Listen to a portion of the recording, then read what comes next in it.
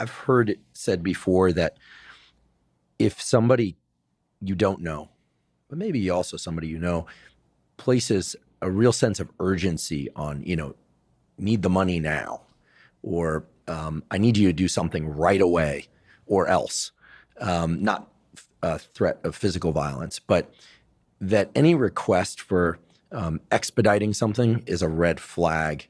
Yeah. That it's likely to be a scam. Very seldom do you need to click on the link within 24 hours, right? I mean, how could that possibly be, right? Right. But that's one way in which people are exploited. Yep. That some request comes in by phone or by, email or text, or maybe even in person. Somebody says, you need to do this right now, or else something bad is going to happen. Capture people's sense of urgency, right. Get them to make a mistake, and then they're left reeling, because that request for something right now or else, I think, hits a fundamental nerve in us. Yeah, they want to help, to be a rescuer. Right. So is that a good rule of thumb for people to keep in mind? To not. I think that's a great rule of thumb. I mean, a friend of mine, somebody got a hold of his phone number not that long ago, and I was getting texts from his number. So I'm like, look, man, I got some real problems. Look, I need some money from you now. It was a friend's number. And I remember when I first saw it, when I first saw it, I was really busy, and I felt bad that I didn't get back to him that day. And then I didn't hear from him again. And so I thought, well, whatever it was, you worked it out. So a couple of weeks later, I get the text again. You got a real problem. You got to get back to me right now. So I decide, if it's really my buddy, I am going to help him right now. I got to make sure it's really my buddy. And I said, hey, man, you didn't raise this at all last time I saw you in Vegas, because I'd seen him in Vegas recently. And he's like, yeah, I was busy. I couldn't bring it up. And so I'm thinking like, all right, so there's no direct confirmation or denial. We had breakfast together in Vegas. So then I shoot back. I say like, and man, I got to tell you something. That was such a crazy night. And I still owe you money from them. So, that night when we were gambling, I still owe you money. I'm happy to help. Now, it wasn't a crazy night. It was breakfast, and I didn't owe him money. And his next response was like, yeah, don't worry about it. You can make that up to me with this. So I'm like, all right, cool. So now I start making stuff up. And I said, and when we were with those strippers and that dog and the clown and the pony, I'll never get over that. And so now the guy's, what are you talking about? And I said, by the way, and then I started throwing in some stuff about his wife and his mother.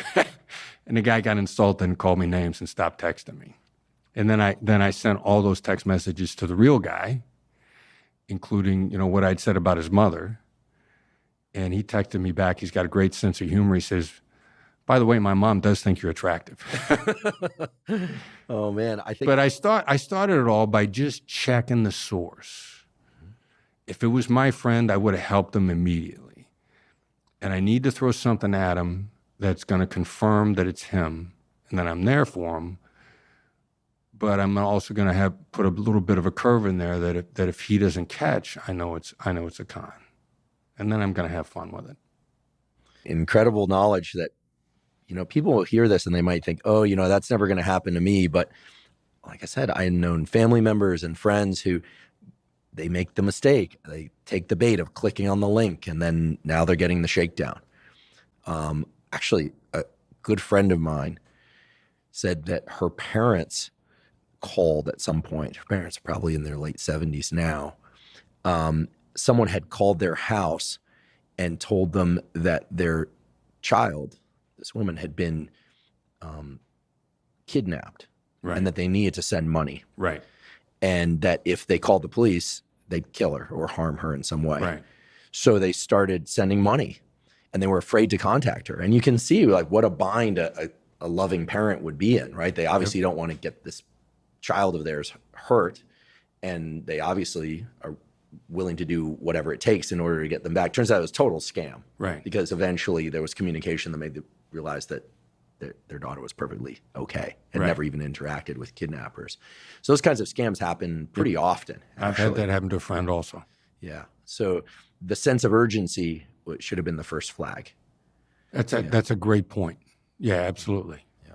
And look, even if they've got your loved one, the secondary issue is if you do what they want, are they going to let them go?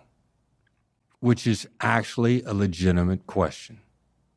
Like if there really are bad guys, one of the things we learned in hostage negotiation that apply to business negotiation, there are legitimate questions that it's okay to ask.